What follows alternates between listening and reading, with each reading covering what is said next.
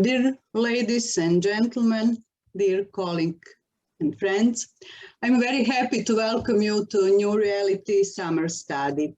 I must admit that I prefer our good old reality summer studies in the south of France and hope that the next time we will have the opportunity to meet there again. However, some things changed, some didn't, and it's really great that we have here 270 participants, night panels with 184 presentations. Informal sessions include meet and mingle session that will give us a chance to meet and mingle, and a huge network of sponsors and supporters. I'm sure that this summer study will be very inspiring and wish us all successful, interesting and interactive new reality conference, just as our traditional events in South France used to be.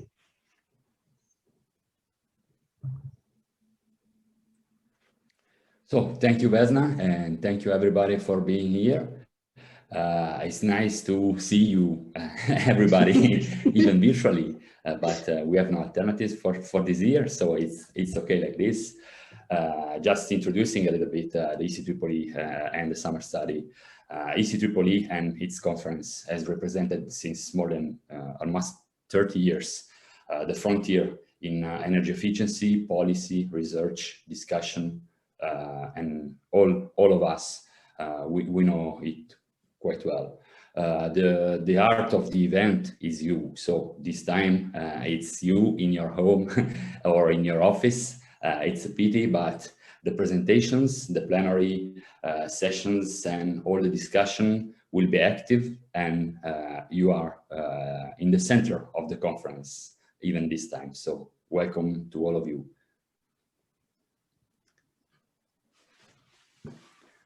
We are facing a new reality in all aspects of our lives. COVID pandemic showed very clearly how vulnerable actually we are. But it also gives us an opportunity for the new start, for braver, greener, and strictly oriented to sustainability and climate change combat. And energy efficiency is definitely one of the strongest weapons that we have fully on our disposal. I think that just is the right time to give it the importance that it deserves. Here we are to address numerous aspects, from energy efficiency to resource efficiency, circular economy and sufficiency, and to answer some really important questions. Just to mention maybe only some of them, how energy efficiency policies can be financed, designed, implemented, and managed to generate optimal and lasting energy savings. Whether we have the right new policy ideas to move us toward this optimal level of energy efficiency. What new policy do we need to drive a step change in the levels of energy efficiency across all sectors? Review of energy efficiency directive is underway. Is it sufficient? How it interacts with other relevant policies, how to boost synergies, what key gaps need to be addressed, how the principles of energy efficiency first and energy sufficiency are considered in energy efficiency evaluations, how energy efficiency policies can promote a just and inclusive sustainability transition, how to design, plan, develop, and assess the smart and sustainable community and cities. Because we all know that sustainable is always smart, but smart is not necessarily sustainable. What are the best ways to enhance citizen engagement and stakeholders' involvement? What are the effective policies for sustainable energy mobility? What are the best ways to decarbonize buildings? How to maximize the impacts of the Green Deal and the renovation wave? How to make net zero emissions building stocks really our new reality? How to find opportunities for less can be better forms of energy consumption?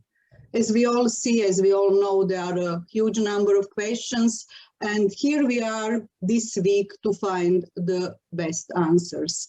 There is definitely a new reality and exploring numerous aspects of energy efficiency and sufficiency, we will try to make them both sustainable and smart. Yes, and of course, I hope to find some answer to your question during the conference. And especially, I would like to thank all our conference partners that you may find in our website and in our app, the conference app. So even thanks to them, it's possible all what you can see this week. So thanks a lot to all our valuable partners that are supporting us in this period that is not that easy. So thanks a lot, really. Yeah, definitely not easy. And one of the smart solutions that actually enable our conference is the HOA digital platform. And now I would like to invite Ms. Liz Warren to introduce us to HOA features and to let us know how to use it successfully. Please, the digital floor is yours. Thank you very much, Vesna, and good morning, everybody, or good afternoon, good evening, depending on where you are watching in the world. It's good to have, we have well over 120 people already with us this morning, which is fantastic, which means that hopefully the website is working okay. We're using a conference website on a platform called Hoover or Wover, and we can't decide how you say it. What you'll see is, as you're watching us, to the right-hand side of your screen, you'll see an option for Q&A. That's where we would ask you to post any questions that you might have for speakers and presenters during the course of the week. So in each session, you can ask your question to the presenters. You'll also see a chat option. I would like to encourage you to use the chat for general comments and information sharing and saying hello to people. I've asked people to put in the chat where they're watching from this morning, and I can tell you we have people from Belgium, rainy Germany rather than sunny France, warm and sunny Sweden, sunny Belgium. It's definitely sunny in Brussels today, that much I can tell you, according to the conference platform. The other things I would point out to you, on the left-hand side of the website, you'll see the community board and the link to the community board. That's where you can talk to each other, share ideas, share research and articles, just get to know each other. So it's kind of the cafeteria or the bar for the conference. So please do go and meet and talk to each other there. Also on the community board, you'll find a thread called Ask Organisers Anything. So if you are stuck, if your system isn't working okay, then please do let us know there, or contact one of the team on email from your the details in your attendee guide. Last but not least, I would ask you to use the chat and Q&A functions on the Hoover website, not in Zoom. The Zoom spaces for our panelists in the sessions. And so just please put all your questions through Hoover, because that's what we'll be looking for conference content. I'm being told that I'm referring to the right and left-hand side of a screen, which people can't necessarily see. Sometimes, depending on what internet browser you're using, you might actually end up watching in Zoom, as if you're in Zoom. But you know, please just try it and see what works, and we'll find out during the week what works for people. If you're using a new browser like Chrome, then you should be okay within Hoover. You'll be okay. And I think that's it from me for now. So I shall hand back to you, Vesna and Andrea. Yes, so thanks a lot, Liz, and please read well the email and the instructions, since sometimes it's not that easy. We received so many emails in the last days, so it's not easy to manage everything online, but we will try. In any case, I would like to introduce our first speaker, Dr. Barbara Schlomann, colleague in the board. She's an energy economist.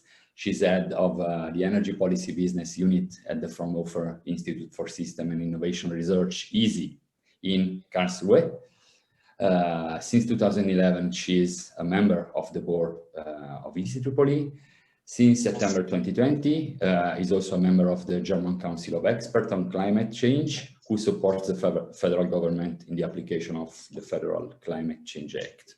So Barbara is going to present us the eceee and the eceee scoreboard, and will tell us which country is the best in energy efficiency in Europe. And please, Barbara, go. Yes. Thank you. Thanks a lot, Andrea, for this nice introduction, and welcome to all of you.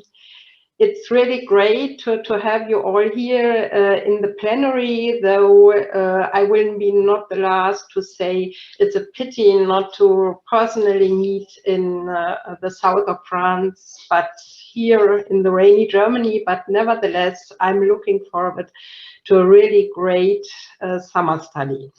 Well, I will show a tool which was developed within the eceee project. Next slide.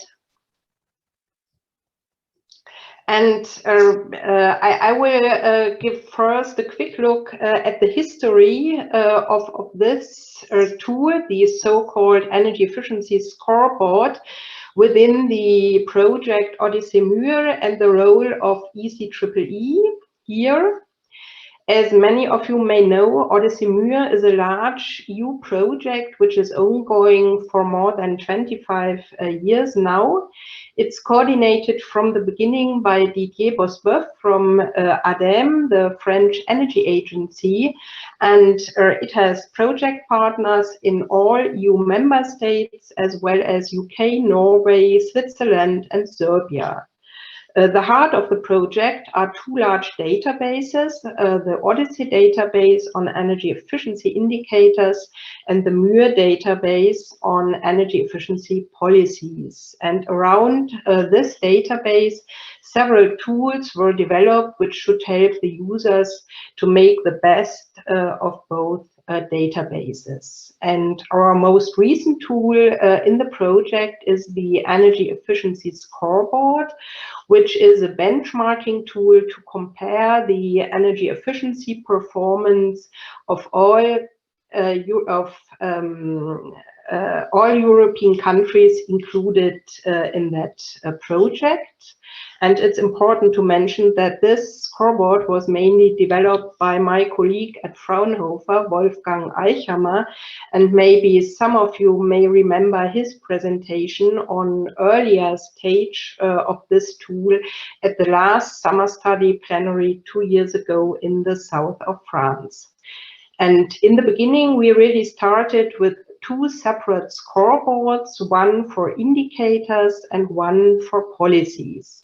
And now at this summer study plenary, we would like to present, strongly supported by eceee, our youngest baby from the eceee project, and that's the combined energy efficiency scoreboard, both taking into account eceee indicators and MUIR policies.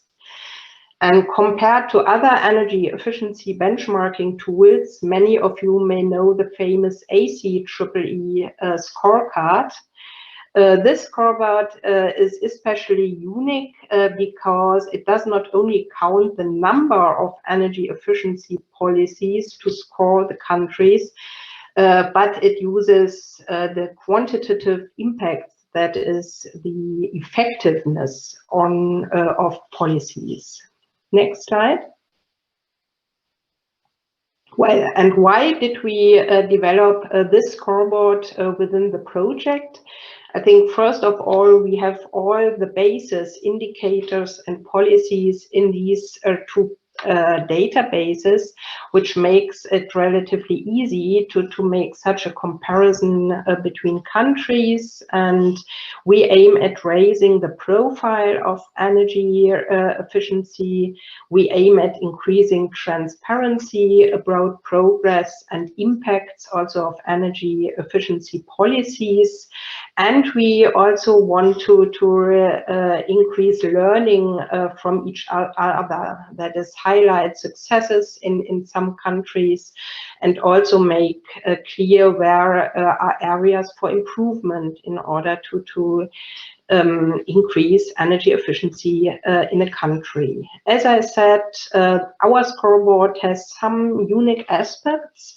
One of that is that we really take into account quantitative effects of policies. And we also use indicators that are adjusted for structural and climatic factors. We take into account past trends, the present situation of energy efficiency, and we also have a look at future impacts of policies. And in the end, we think that such a procedure is really a good way to score countries in a fair and very realistic way, and which is more expressive than only to compare simple comparisons of energy intensity, as it is done in many statistics. Next slide. Well, how does this scoring method work? As I said, we started with two different scoreboards, one on indicators and one on policies, and now we combine these two scoreboards, and there are three components. The first two components are based on statistical indicators of the Odyssey database. And the third component is based on the MUIR database on energy efficiency policies. And we include, first of all, the present level of the energy efficiency status in a country. We also take into account the progress from the last around 20 years. And then, as I said, we also look at present recent policies and their expected impact in future. And these are then combined to an overall scoreboard. All single components are scored between 0 and 1. And both also at the level of sectors, that is, we start at the level of the end-use sectors, which are part of the two databases, transport services, households, and industry, and then these are combined to an overall score, and with an equal weight for all these three components. Next slide. Well, I will now give a little more insight on these three components, a much more detailed description how the scoring is done can be found on the Odyssey MUIR website. You will find the link in the end of this presentation. But nevertheless, a quick look how these three components work. And afterwards, I will show also the results. That is, what is the result of this scoring at the different levels, and also at the overall level. But before we will show the results here in the presentation, we will make a short voting, and we really hope that all of you participate in that. You will see after this slide how it works, and I'm really looking forward to your guesses which country may rank first here. No, one slide back, sorry. Okay, only what's the score level? The level score answers the question, how is my country currently performing with respect to energy efficiency? It is based on the Odyssey, on several Odyssey energy efficiency indicators for the four sectors. Important to know, I think, that the scoring is based on adjusted indicators, which take into account, for example, temperature differences and structural differences between the countries, and that is mainly based on physical indicators, as for example energy use per square meter, or the specific energy consumption in some energy intensive industrial branches. Well, and at this level we have a top 5. Next slide.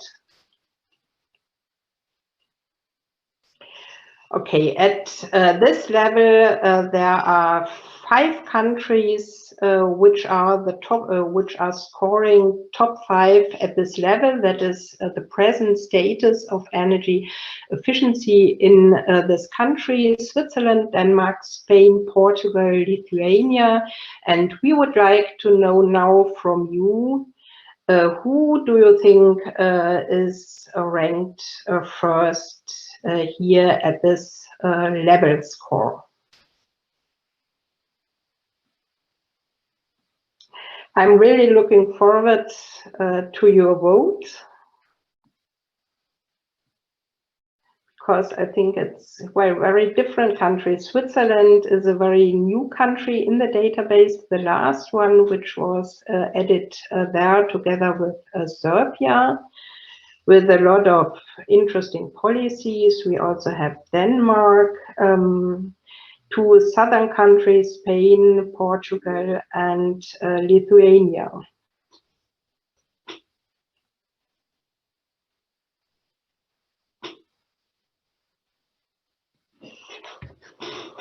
Well, I think we need a little time until your vote can be shown.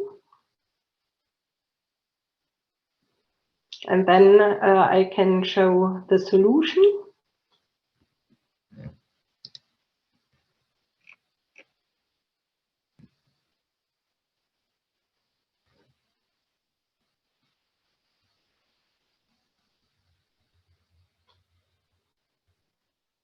Okay, these are the answers. Denmark, a country which is well known for its energy efficiency policies and progress,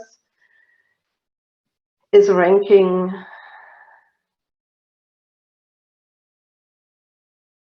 the highest here. Okay. Very interesting. And now the southern countries did not get so many votes, and now we will get the solution. Also, one eastern country, Lithuania, was among the best 5. Okay, and the solution is, it's not Denmark. Denmark is ranking 3rd. It's good, but Lithuania, with regard to level, is better. I think there were some who assumed that, but not the majority. Switzerland is 2nd. Okay. Okay. Then we will go on with the next component. Next slide. It's the component trend. It uses the same indicators as the level component, but it looks at the progress since the year 2000. The trend score answers the question, how much progress had the country achieved in the area of energy efficiency in the past years? And which is a dynamic parameter which is taken into account so that we do not only have the present situation, but also have a look at the progress. And again, next slide, we are asking for your vote. We again have here the best 5 with regard to the development since 2000. It's 2, again, Switzerland was there on that list, but the other ones are new. Countries, other countries where you can see that the development of trend and level can be very different in the countries. and which really shows that it's important to have a look at both aspects. We have here two Eastern European member states, Romania, Slovakia, Ireland, and two non-EU countries, again Switzerland and UK.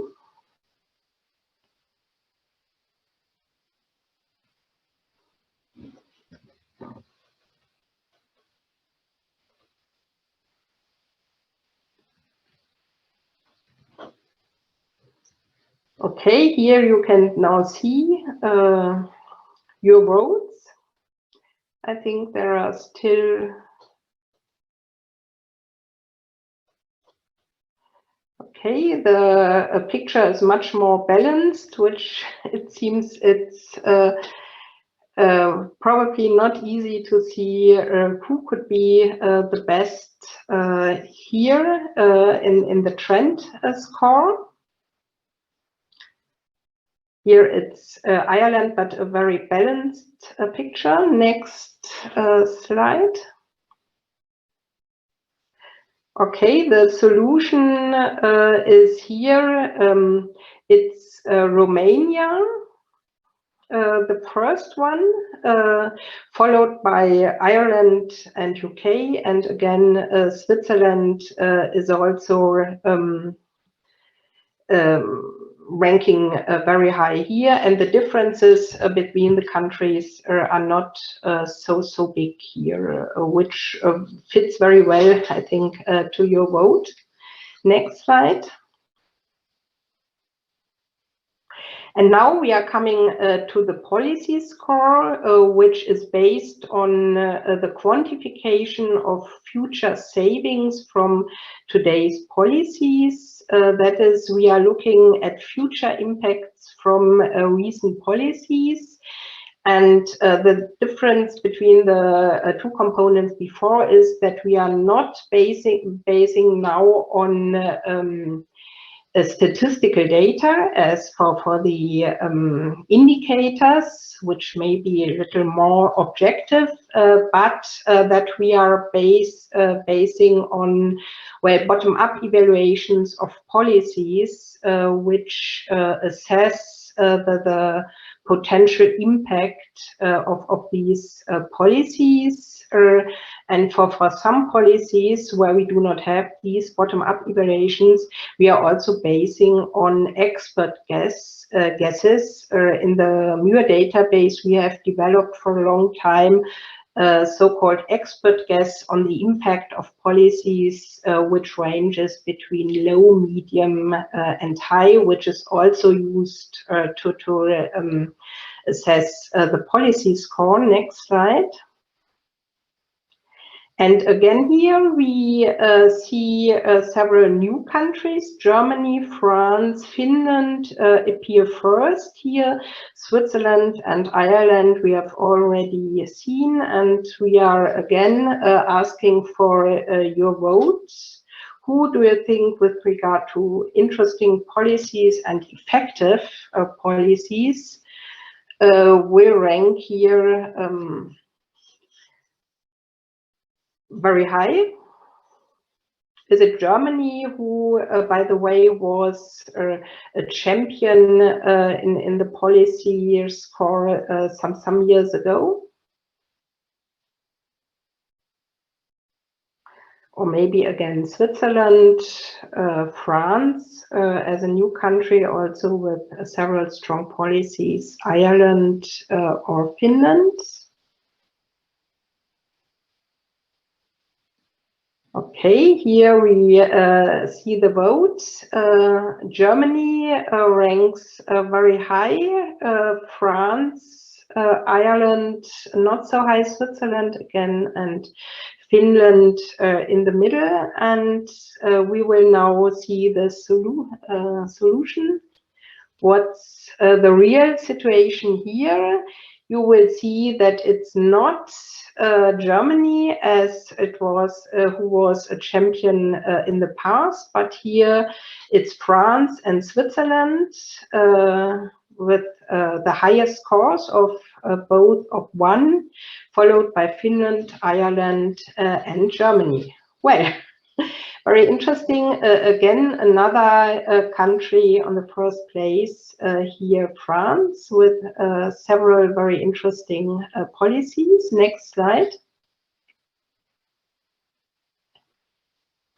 Okay, and then what we do now, and that's really new here, that we combine all components, all 3 components to 1 overall score. And as I already said, we have a an equal weight of 1/3 for each component. That is the statistical, the more, as you can say, more objective statistical indicators have a weight of 2/3, and the policies have a weight of 1/3 here. And we will again see the champions, the best for 5 countries. Next slide. Okay, and which country will be on the top when weighting all these different components? We have the choice between France, Romania, Switzerland, Ireland, UK. Some of the countries from the indicator part do not appear here.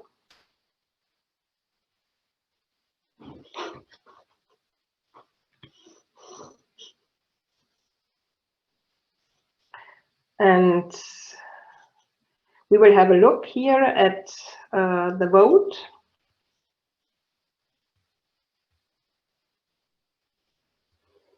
Okay, Switzerland ranks first. Switzerland, which you could see in all, which was among the best 5 for all components. And now we will show. If you are right with your guess, more than 50% thought it's Switzerland, and I can then say you are right, it's really Switzerland. That is a non-EU country, which for the first time was ranked here, which is rather new in the Odyssey Mur project. Switzerland ranks first, and another non-EU country, UK, second, followed by Ireland, Romania, and France. Ireland as the best countries from the EU member states. Next slide. Okay, why is Switzerland scoring so well?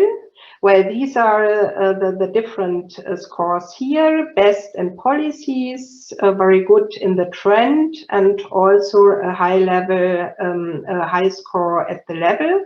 Next slide. And these are, I think, yes, here you can see more in detail the results.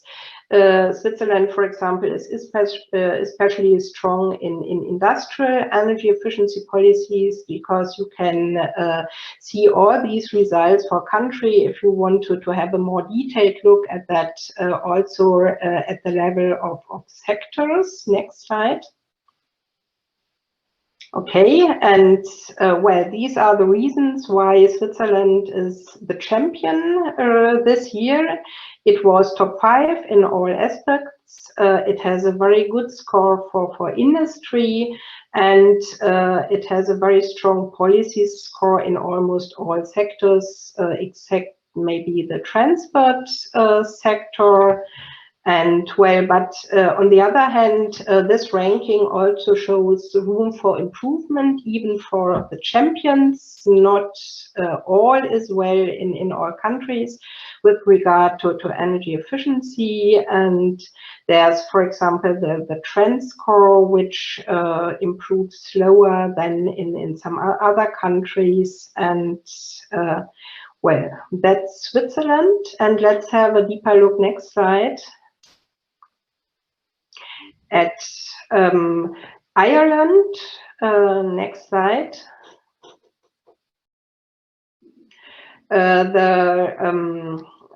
the best from the EU member state, best country.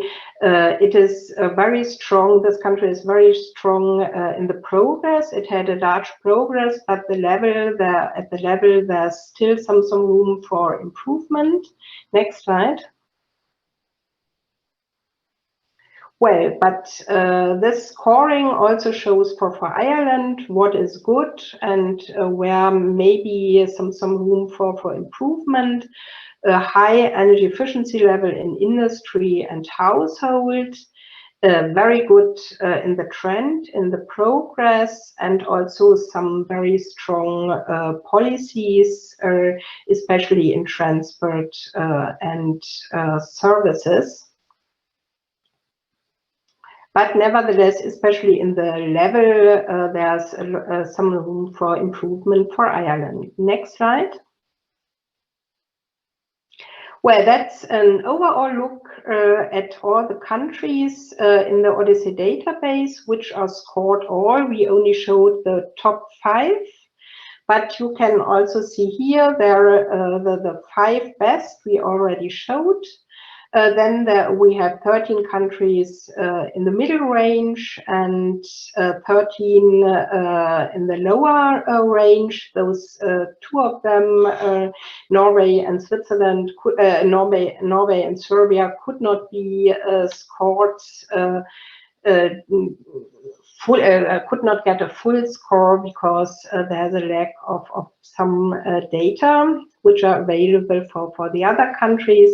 And here you can also try to find your country, and if you are interested in some more details, you can find everything on the website, and also you can play around with that scoreboard. Next slide. In the last slides, I will make some thoughts on how fair is this kind of scoring, because you can imagine that we had a lot of discussions on the scoring within the Odyssey Muir project, and I think no scoring is really perfect. No of these benchmarking tools are really perfect, not in the field of energy efficiency and not in other fields. And therefore, I think it's most important to be fully transparent. And we really try to be fully transparent and show all these scores at the level of countries and at these 3 components. And also there is a description of the method where everyone can see how the scoring is done. But nevertheless, some questions remain. First of all, maybe do we give poor countries, for example, a too high rating because we do not take into account the comfort level and the standard of living? That's right. At the moment, we cannot take the level of energy services into account because the database is not well enough. But nevertheless, we have the trend score, which should give a very realistic picture also of the trend. That is, the trend is independent from these differences, and therefore we think by taking into account level and trend, it's more fair than only take into account the level. Next slide. There's also a question, what about countries with a very energy intensive industrial structure, as some northern countries and also Germany, and what's with the difference between warmer and colder countries? This is taken into account because we are using, as I said, adjusted data, which are adjusted for weather fluctuations between the countries, and also the industrial structure is normalized. Therefore, we can say we count that. And that's also a difference, for example, to the eceee scorecards, which does not take into account these differences. Next slide. And a last point, I think a very important topic, which will also be very important during the summer study. What about sufficiency here with these indicators? Because we rank countries, for example, in the household sector, with a lot of floor space per person and with fewer square meters, and also the share of public transport, for example, in the countries is different. At the moment, we do not really take into account these sufficiency aspects, but we are working on that in the project, and well, we hope in future that we can add these aspects. Well, that's on the score, energy efficiency scoreboard. I hope you will have a deeper look. Next slide. At that, and maybe play around a little with this tool, which I think gives a lot of insight in the development of energy efficiency in the different countries included here. Thanks a lot. Thank you, Barbara, for a really interesting presentation. Actually, I must admit that I'm a little bit surprised that two winners are outside the EU, actually. You are right. On chat, there are really interesting discussion about the project. Maybe we just have one question for Barbara. Here it is, actually, just a moment. Can you tell us, please, could you mention the extent to which the energy mix influences the scoring, or not at all? This is a question for Kristen Mikkelsen. Sorry, can you repeat it? Yes. Could you mention the extent to which the energy mix influences the scoring, or it doesn't influence at all? No, it does not strongly influence that, because, as I said, it's mainly based on or it's only based on the end use sectors, household, transport, services and industry, and the energy sector is not included here in this scoring, because energy efficiency at the demand side is in the center of these databases. Therefore, we only include these sectors, and therefore we did not take into account that. If we took that into account, then we would also normalize that, I think, to average structure, because it's clear this could be a very important influence. Okay, thank you very much. Now I have a pleasure to introduce our new speaker, Ms. Ariana Vitale, the Secretary General at the Coalition of Energy Savings. Ariana has more than 10 years experience in energy efficiency policy at the EU and national levels. Before joining the coalition, she was Senior Policy Officer in Buildings Performance Institute Europe, where she managed research projects and steered BPIE work related to the renovation wave. Previous to that, she was part of the climate and energy team of the WWF European Policy Office, where she coordinated WWF advocacy on energy savings in Europe. Ariana will address the subject of energy efficiency, how to achieve climate goals, and Europe's sustainable recovery. Please, Ariana, the floor is yours. Hi, nice to meet you, and thank you for the invitation. Before I start, I would like to check that you hear me well and you see my slides. Perfect. Yes. Thank you so much. And thank you so much for this invitation. Before I start, I would like, first of all, to introduce to those of you that might not have heard yet, the Coalition for Energy Savings. So the Coalition for Energy Savings is the voice of energy efficiency and savings in Europe. We are a non-for-profit association based in Brussels, and our members are very diverse, and that's what makes the coalition unique, because the coalition membership includes businesses, local authorities, energy agencies, energy communities, and civil society organizations. And we are all working together in order to support strong energy efficiency policy at the EU and national level. With that, I'll then start my presentation. I was asked to talk about how Europe can sustainably recover from the COVID crisis. So, as you know, we are still experimenting the bad and negative impacts of the COVID crisis on top of the health emergency.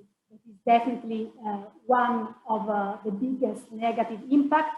The world, but Europe in general, is also experimenting a big economic crisis with large unemployment, but also with a diffuse sense of poverty and insecurity. The COVID crisis is really exacerbating as well social inequalities. Unfortunately, the COVID crisis doesn't come alone, but it's on top of already existing climate and environmental crisis. The climate crisis is clear. The Secretary General of the UN has recognized that the COVID crisis can help as well rebuild in the right way from the climate crisis. The climate crisis is evident. The IPCC has warned us that if greenhouse gas emissions are not halved in the next decade, Europe is risk at failing to meet or to have the possibility to remain within the 1.5% global temperature increase. Also, the biodiversity crisis linked with the climate crisis is evident, also because of extreme weather events. However, there are many countries around the world are currently putting in place economic and recovery packages and great fiscal stimulus packages. Together with the amount of those recoveries that are put in place to come back to the negative impact from the economic recovery, it's clear that the nature of the measures that will be put in place in the next year are also very important. And those measures must be selected and must be implemented with having in mind the willingness to rebuild better and to rebuild better from the economic crisis, but also to solve the economic and environmental problems. So first of all, those economic and stimulus packages that are put in place at national level should favor investment that can create jobs and improve living conditions. And that's an important one to address all those social and negative impacts. But also it's important to select recovery measures that are aligned and can contribute with the long-term climate objectives, including for Europe. As you know, the European Union has agreed to become a climate neutral economy by 2050. So it means that the measures that are financed today with the economic recovery package should not create lock-in effects, but should contribute to progress our economies towards this sustainable future. And also different research has shown that green technologies and green investments that are done now to recover from the crisis can also provide a better long-term growth in the future. So it's clear from that investments in energy efficiency, investment in reducing energy consumptions and to reduce wasteful energy tick all boxes. And you are all familiar with the multiple benefits of energy efficiency. There will be too long to put in one slide, but actually the fourth one that I'm highlighting here are really the ones that stands out as contributing to both recovery from the economic crisis and also to help building a better sustainable future. So on one side, investment in energy efficiency creates more jobs. Of course, we have all in mind the jobs that can be created in the construction sector by ensuring that there are holistic and deep energy renovation. On average, 1 million of spent in energy renovation can create in Europe an average of 18 jobs. But in addition to these jobs in the building renovation, there is a full supply chain that can deliver energy efficiency products, technologies and services, and that can be mobilized and can create jobs around Europe if those economic recovery packages are well spent and well targeted. Energy efficiency investments also contribute to better health. This is better health which is linked with improved living conditions and improved comfort with building renovations. But of course, better health that is also linked with the increased and improved air quality thanks to the decrease, for example, of particulate air matters that energy efficiency can contribute to, with reduced consumption in buildings and more efficient living systems. Also, and very importantly, energy efficiency, if investments are targeted to the more vulnerable and low-income people, can contribute to reduce energy poverty. Energy poverty has been exacerbated by the COVID crisis, with people stuck at home and in many cases unable to pay their energy bills. Investing in energy efficiency with specific funds, with specific measures for dedicated low-income groups, also by improving and renovating the worst performing buildings, can contribute to alleviate this program. And finally, and as we are all aware, energy efficiency and reduction of energy consumption is one of the most effective ways to reduce greenhouse gas emissions. For example, the old impact assessment for the revision of the Energy Efficiency Directive showed that for one extra saving in Europe of energy savings, greenhouse gas emissions could be decreased by 0.7%, clearly highlighting the direct contribution of energy savings and energy consumption cuts to achieving climate goals. So, in a nutshell, if we invest again in energy efficiency and in energy savings, those benefits can be achieved. And in that context, the European Union has put in place an unprecedented level of efforts through the EU recovery package, better known as the Next Generation EU, which is a temporary instrument to boost economic recovery in Europe following the COVID pandemic, but also to ensure that the new economy and the new investment can actually finance a greener economy, an economy that is more digital and it is more resilient. So the cornerstone of this Next Generation EU is the Recovery and Resilience Facility that member states can access by drafting and submitting to the Commission the national recovery and resilience plans. Most of the EU countries have submitted them according to the deadline. Some others are still waiting and are unfortunately delayed. But I think what is important to retain is that these expenditures needs at least to be 37% for climate for climate investments, or for investments that support and reforms that support the achievement of the EU climate objective. And again, energy efficiency fully meets as well this requirement, with the European Commission clearly supporting investments in certain flagship areas. And one of them is, for example, the flagship called Renovate, in which member states need to use the funds of the Recovery and Resilience Facility to support investment and reforms to stimulate, for example, building renovation. Under this flagship area and using the money of the Recovery and Resilience Facility, there are a number of measures that can be financed, from the creation of one-stop shops to ensure that consumers can actually have tailored advice and information to implement energy efficiency measures, member states can financing upskilling and reskilling of the workforce to ensure that these jobs are actually future-proof and can contribute to a sustainable economic recovery. Those investments can be used to finance public buildings renovation, because public building renovation on one side can show the examples, but are also those buildings that have been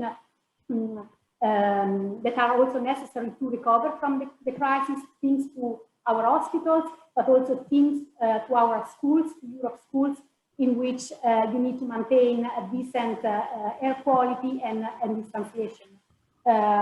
So I think, in a nutshell, there is the possibility that these new funds are directed to energy efficiency. Of course, it's important that at the national level, there is a transparency on how this money is spent, but also that there is public scrutiny and ensure that those measures and projects that will be selected really can contribute in the right way to supporting the good quality energy efficiency measures that Europe needs.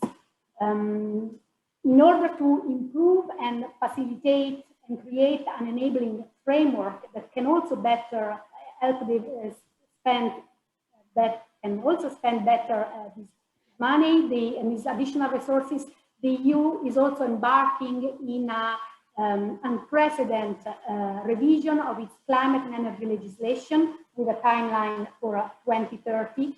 And this results, on one side, results mainly from the need to put in law and to enshrine in law the objectives of the European Green Deal, which is the new European economic strategies based on sustainable growth, but also ensuring that no one is left behind and that a social and fair economic transition and just transition can be put in place.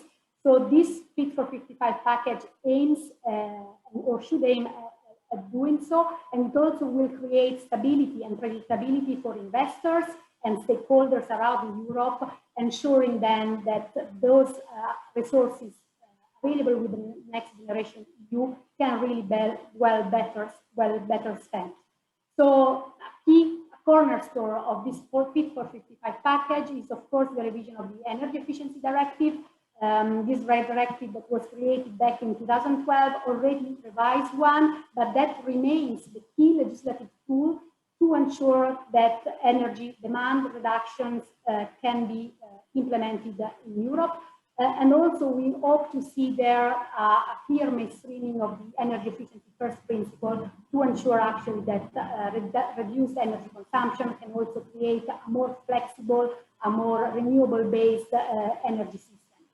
I think we can say, and we can safely say, that energy efficiency in the last 10 years has progressed, especially at the EU level. We have seen clear successes, like, for example, the acknowledging that energy efficiency is at the core of the European Green Deal. For example, the recent publication of the renovation wave from the European Union, putting the finger on the need to renovate European buildings. At the same time, it's clear that progress on energy efficiency is still not at the level we need, and is still progressing too slow. So an example for all, the 2020 energy efficiency target with trends pre-COVID pandemic was still expected to be missed. And when we look at the 2030 target, the current one is also expected to be missed if we addition or we sum all the national energy efficiency contributions or pledges that member states has put together. So I think it's clear that the Energy Efficiency Directive and its revision with the Fit for 55 package, it's a clear opportunity. It's a clear opportunity to strengthen the legal framework to ensure that the 2030 energy efficiency target is put at least 40% in line with cost-effective energy saving potential, but also ensuring that the governance is much stronger with a binding target at the EU level and binding national contributions at the national level. Together with that, all other policy measures must also be reinforced, being the energy savings obligation, but also the other directives, like, for example, the revision of the Energy Performance of Buildings Directive that is expected in December this year. So to conclude, it's clear that we are in front of an unprecedented opportunity. On one side, we have resources that are available and can be spent to finance energy efficiency, and on the other hand, we have a new package of law, including the Energy Efficiency Directive, that is being revised. So we all need to, and we all hope to see in the next months a good revision of the directive in order to ensure that these funds, that there is a clear and strong regulatory framework that will also help the economy recover and also ensure that the EU is on track to meet its climate and energy targets for 2030. So I'll stop here and thank you very much for your attention. Yes, thank you really, Ariana, for this introduction to the next scheme in Europe, I would say. We had a lot of interesting interventions in the chat. I'm sorry that you cannot manage everything together, but it's really interesting how the people is interacting at the moment. And I have one question for you, so not me personally, but the people attending has one question for you. It's more about rethinking the infrastructure, let's say, in order to, let's say, promote better technologies or different technologies. How do you, can you say something regarding this part of financing, since it seems so big? And this question is also useful for the next speaker, but also for you in the building sector, please. Yeah, I think when it comes to financing the infrastructure for the future, it's clear that energy efficiency can definitely help in that direction. Reducing energy consumption to energy efficiency actually allows to take out and reduce this inflexible energy demand that is also clearly a problem for having a smart and flexible energy system. In that sense, energy efficiency can also help reducing the size of the overall energy infrastructure system, and putting energy efficiency first actually means really ensuring that the infrastructure is well on balance and is well calibrated for a future in which energy consumption goes down, not keeps going up. Also, improving or putting energy efficiency first, it's also contribute or is the prerequisite to enable renewable energy penetration. And in that sense, energy efficiency can really help renewable thrives and be developed and ensure that the future energy system becomes climate neutral.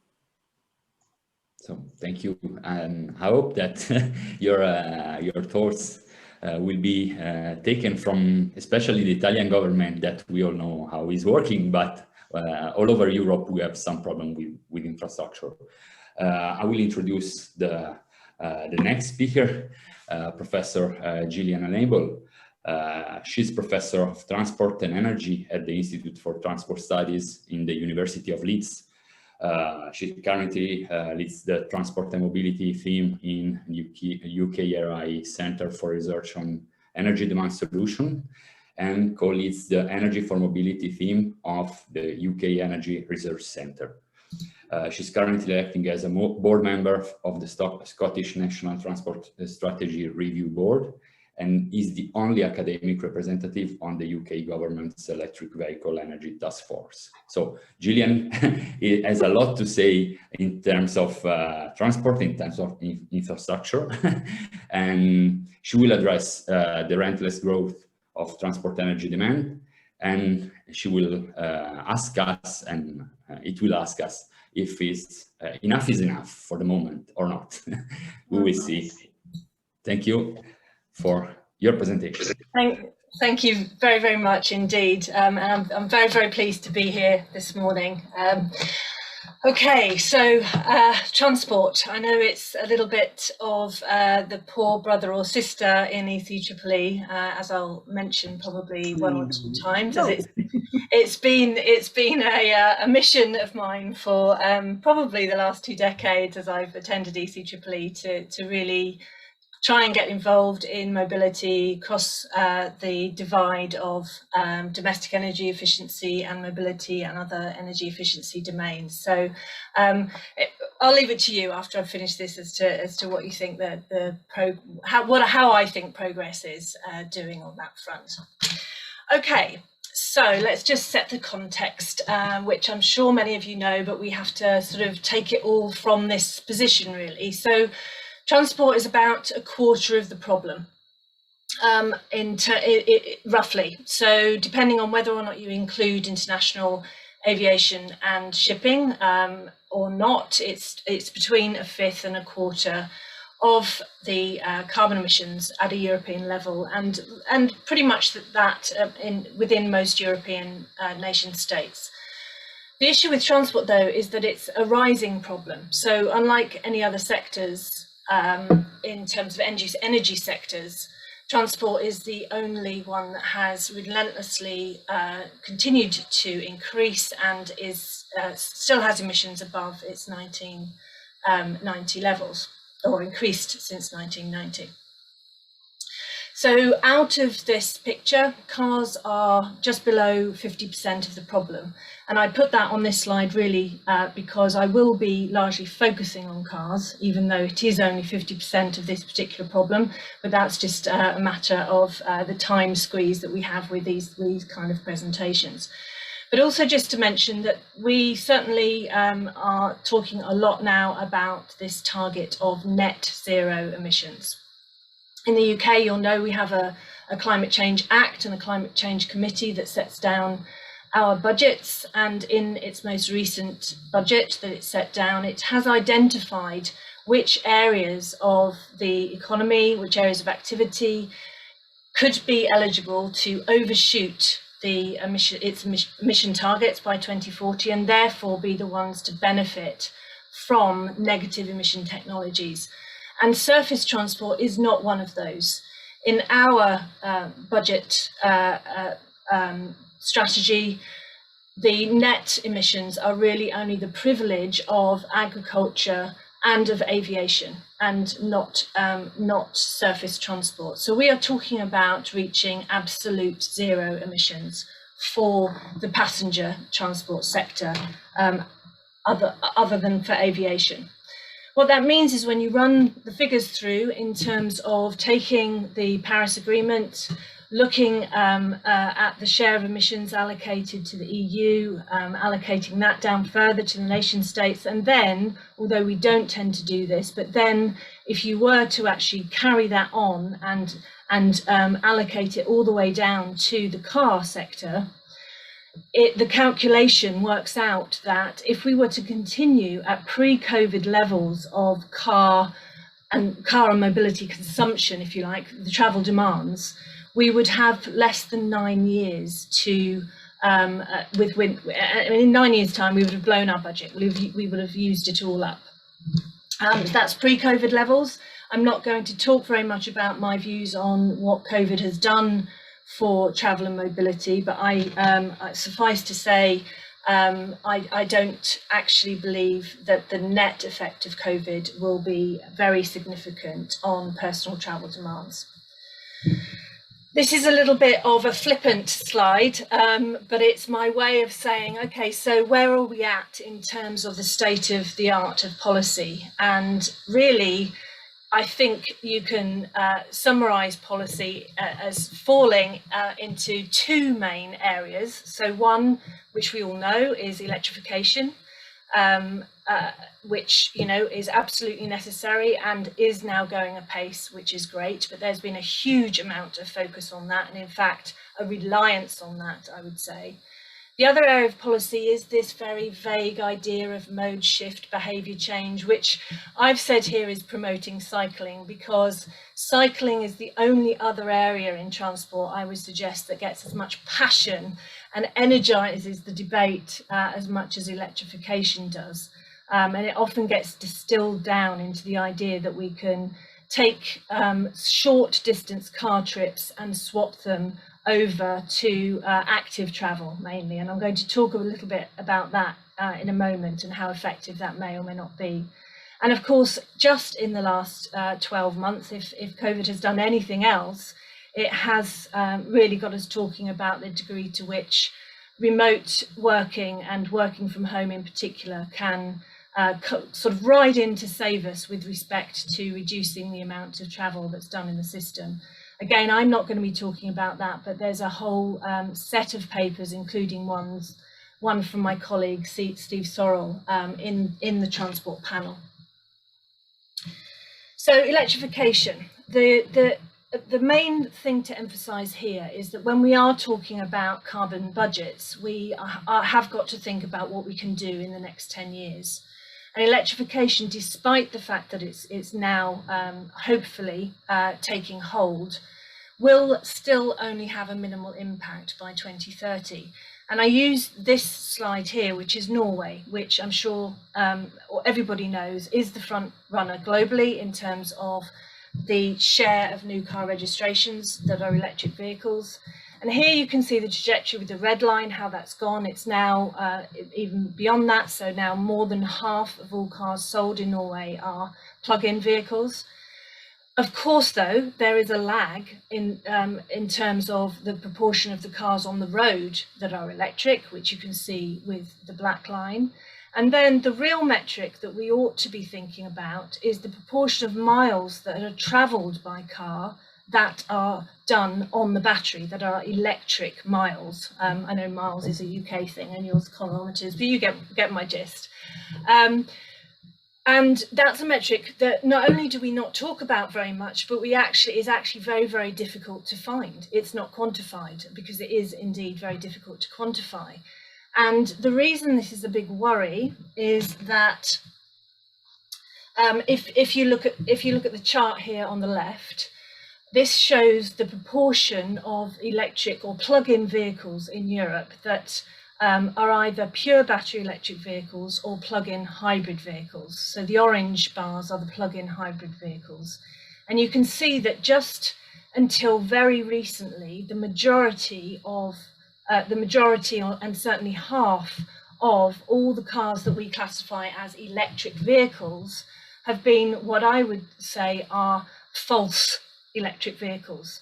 And the reason it's false and the reason that it's dangerous is that more and more studies are showing that only on average around 25% of the miles undertaken of the distance undertaken in plug-in hybrid electric vehicles are done on the battery.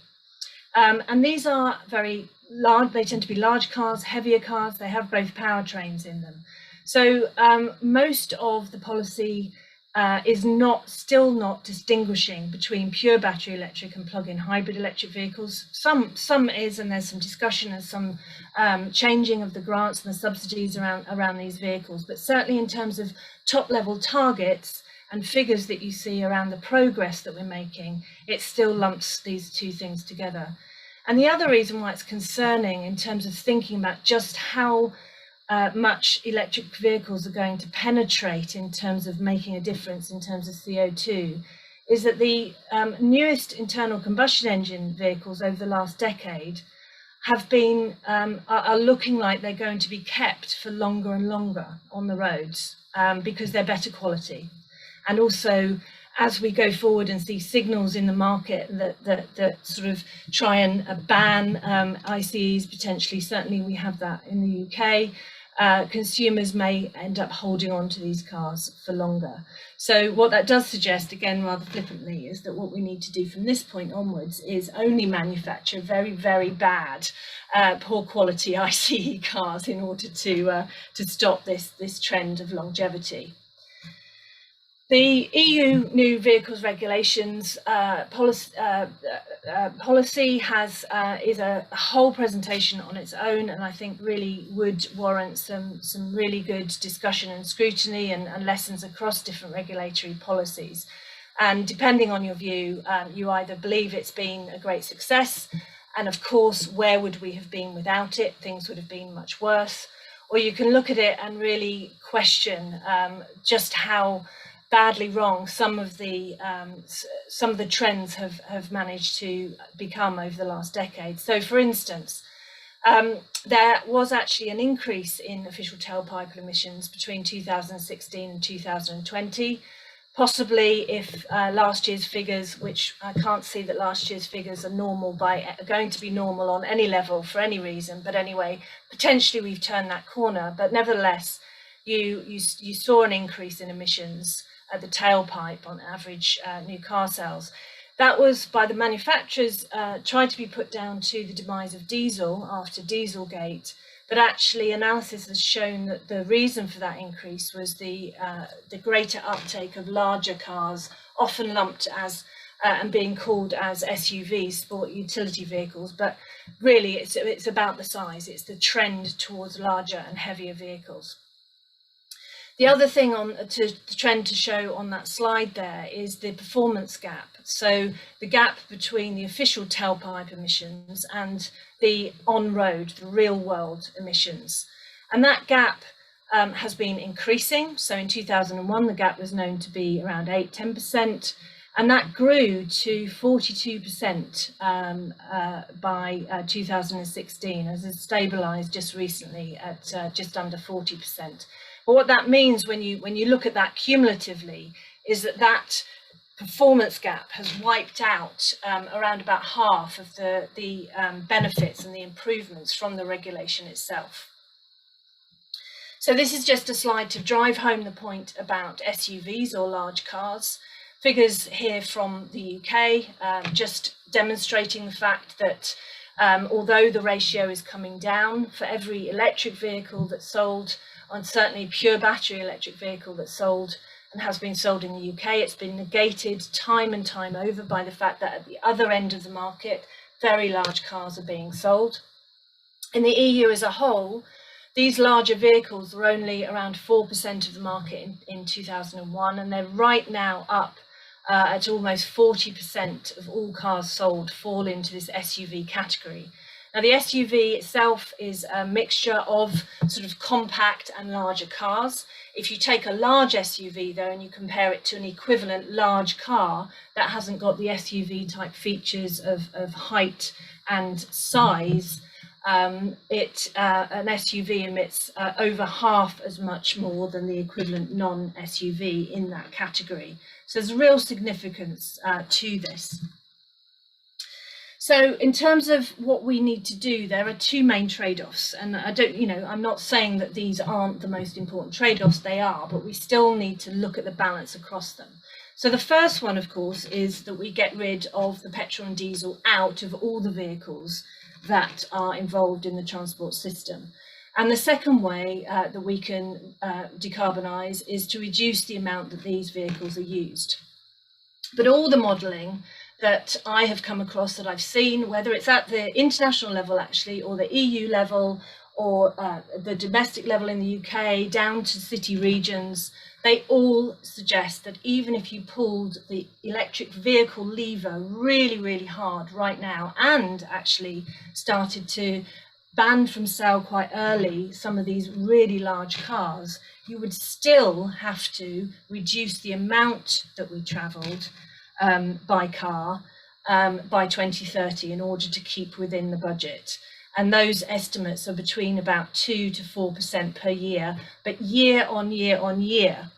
Last year, during COVID, on average, we saw around a 20% reduction in car traffic over the year. But of course, that's going to bounce back, it already has, and we're talking about cuts that we need to sustain and build on each year. These are things which levels of change which we haven't seen anywhere, and scale of change we haven't seen anywhere before. So the sooner we do one, the sooner we electrify, if you like, or any alternative vehicle other than fossil fuels, the less we have to do two. But in any case, we have to do two, i.e. we have to, in any case, reduce the amount that we travel. This is just a slide for your reference, really, to documenting some of the studies that I've been involved with or know at the UK level or within the UK that have consistently documented the scale of the change required. The first bar is, you might not be able to read, I'm realising, the first bar, which is a plus 12%, is actually the forecast forecasting traffic levels from our Department for Transport going forward to 2030. The other studies are the reduction in car use demand that would be required against those DFT forecasts. So in summary, we can get rid of those cars and we can reduce the mileage, but in either case, we need to do both.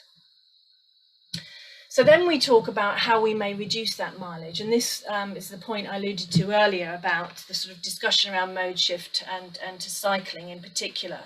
And I really do not mean to pick on the Netherlands in this slide. I'm using the Netherlands as an example because it is often the country that we just naturally think about as being as having got it right in terms of the urban realm and the mode share across cycling in particular. So in the Netherlands, we have 29% of trips are undertaken by bike, and that amounts to about 8% of all miles travelled, passenger miles. In the UK, the equivalent figures are 2% and 1%, so a huge difference. But when you look at the figures of the per capita carbon footprint from personal travel of the average Dutch person versus the average British person, they are actually exactly the same. In fact, it's a little bit higher in the Netherlands. And these graphs break that down by mode. And what you can actually see, the blue there is cars, the emissions per capita from cars. And in Holland, the per capita emissions from car travel is slightly above that in the UK. That's, I think, quite shocking. Yeah, if we were doing some scoreboard and we probably for transport and emissions, we would probably include mode share, and we would count then the Netherlands as scoring really quite highly. But what you have to look at, of course, is total travel and per capita emissions. Now, the reason is that in the Netherlands, they've never actually had their car use constrained. So for very local journeys, it's not easy to use the car, but it's very easy to use the car to go longer distance trips. And it's longer distance trips which account for a disproportionately large proportions of mileage. So these figures are UK, they're easier for me to find. But in the UK, only 3% of trips undertaken account for 30% of the distance travelled. So these are trips that are done that are above average above 50 miles in length, in distance. They're much less frequent, but they add up to a huge amount of distance. And therefore carbon. And we don't tend to have those in our policy mindsets. We think about commuting and short-term travel most of the time. So what we need to do is not just think about mode shifting. If we only think about mode shifting, we get into a conversation that says all of these short journeys by car, there's lots of them and definitely worth changing. But if we only change those, we would only be looking at those journeys below sort of 4 to 10 miles, or maybe with e-bikes we can be a bit more ambitious, but they would still only add up to a minority of the distance and the emissions. We have to start thinking about changing those longer distance journeys to become smaller distance journeys. And that's not long-term land use planning that we're talking about. We're talking about putting services back in places that they've been taken away from, and 15-minute neighbourhoods, and getting people to use their local facilities and putting local facilities back much more. This all then brings us to a conversation as to what we in the Centre for Research on Energy Demand Solutions have called excess travel. So Noel Cass has a presentation on exactly this topic, and our primary research in one of the next panels this morning. But this is my sort of synopsis of this, is that if we're going to talk about sufficiency, we cannot get away from trying to have a discussion about needs versus wants. And excess travel, one definition, there are many, and Noel will offer some, could be classed as travel that doesn't arise from needs. It arises from wants rather than needs. And arguably, you could say that if we curtail people's wants rather than curtail their needs, we're not actually going to result in serious harm. Now, that's very controversial. That needs a discussion. Certainly, if you speak to economists, any reduction in any consumption and travel is a disutility and results in harm. So there are many different perspectives on this. So it's a major taboo in transport policy to talk about. There's an idea in transport policy that all travel is necessary. But curtailment is likely to be the only way that we achieve our emissions reductions, whilst also allowing for the fact that some people need to be able to increase their travel demands. There are many people who are in travel poverty. And again, that's another area which we're looking at in the CRED Centre. So we need to start, I think, with respect to the sufficiency argument to be talking about a social welfare approach, redistributing car travel from the privileged to disadvantaged households.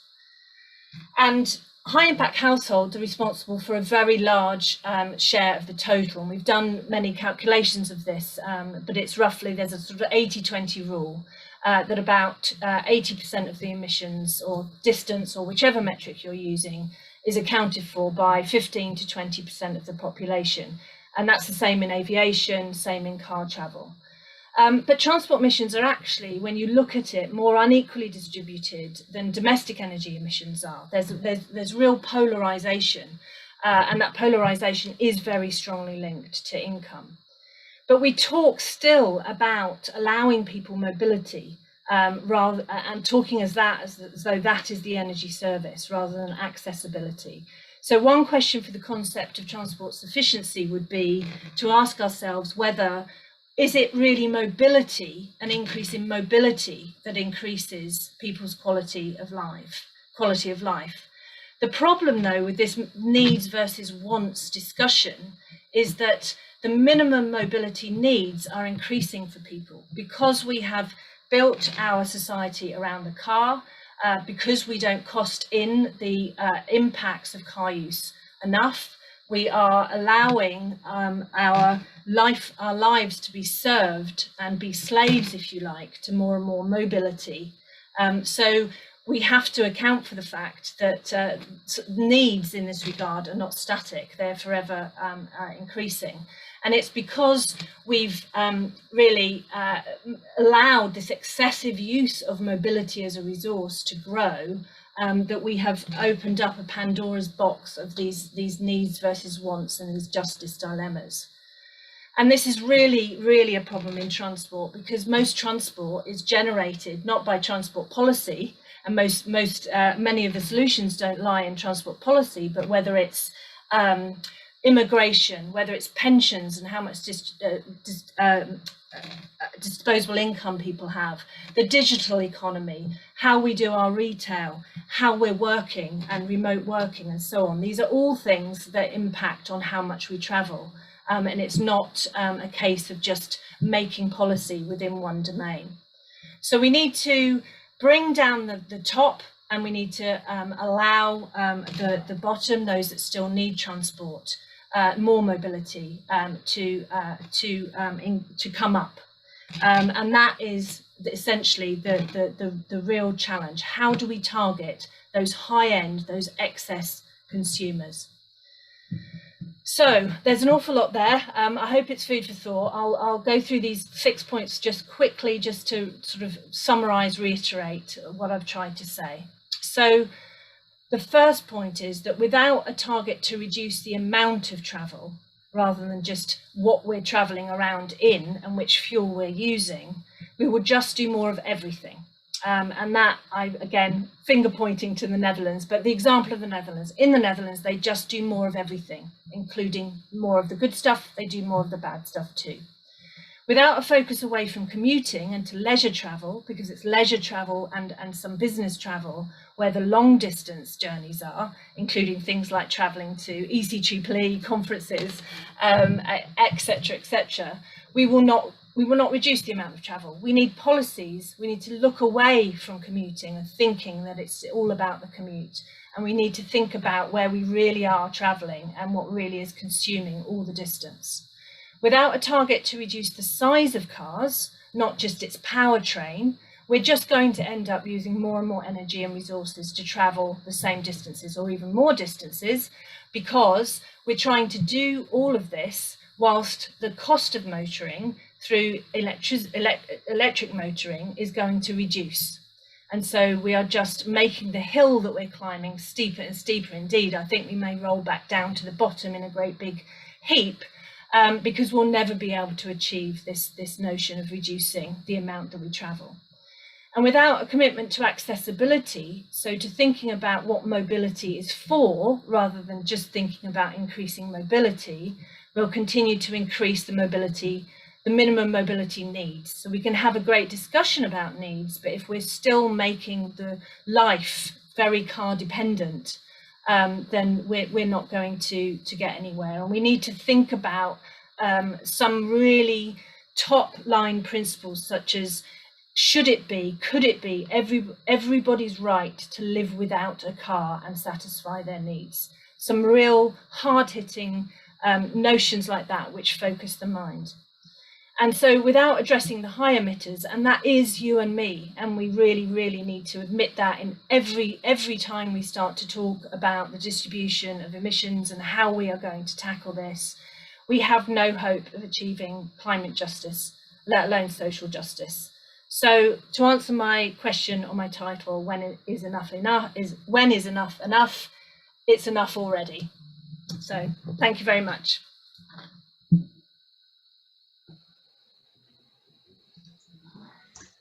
Thank you very much, Jillian.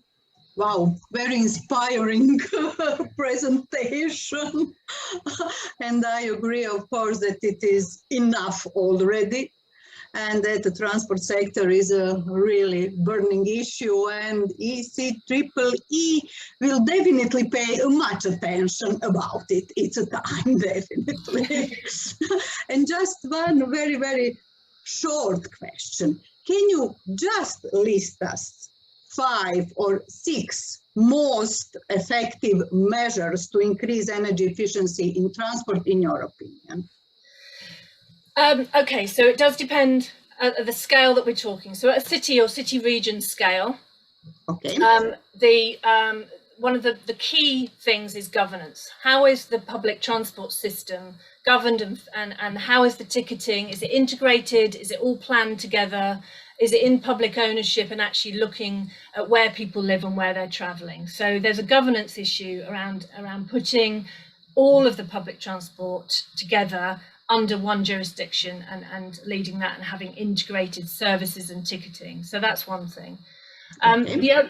The other thing is increasing the cost of motoring. So there has been nowhere that has managed to reduce the amount of car use in absolute terms where it hasn't put a price per mile or per road or whatever on motoring in addition to other taxes.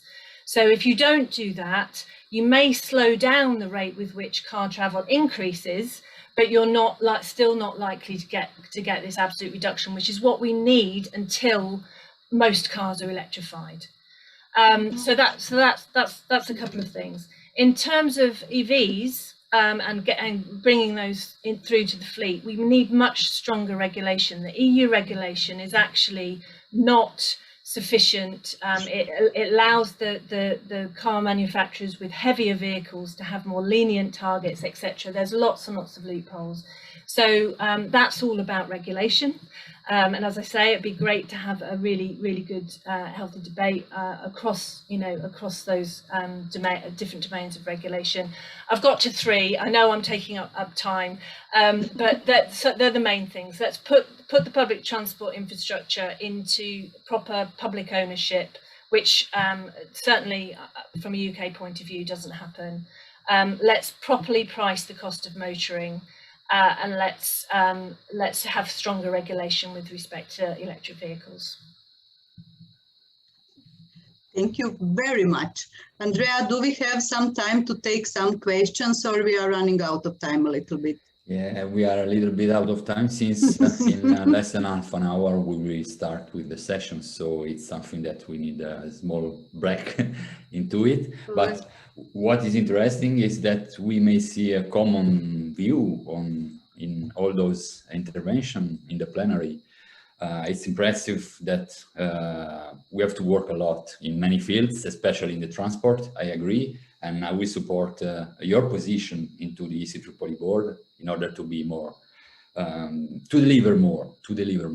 Yeah, yes. Let's say like this, and then we see what happens. But I don't know if we have something else to add, but we had some question, please, to all of you, not only the people attending the conference, but also for the people who is presenting. Please use the chat. Please use also the app in order to answer, because the app is really useful. So please use it, and it's full of features and interesting things. So please stick on it, because you will be updated, and probably you will have more interaction between speakers and people attending. So it's something that we will use. So I would like to thank, at the end, Ariana, that she has to go in 5 minutes. Thank you. Thank you very much. Thank you, Ariana. First of all, Barbara and also Jillian for their insights into the new scoreboard that we have seen that is not really what we expect at the end. So we will wait you in less than 30 minutes, 25 minutes in the single sessions. So I don't know if I have to say something more, but thank you, Vesna, for co-chairing with me. Thank you too, Andrea. And thank you. And thank you everybody for joining. So thanks a lot, really. Thank you. Bye-bye. Bye. Thank you. Bye.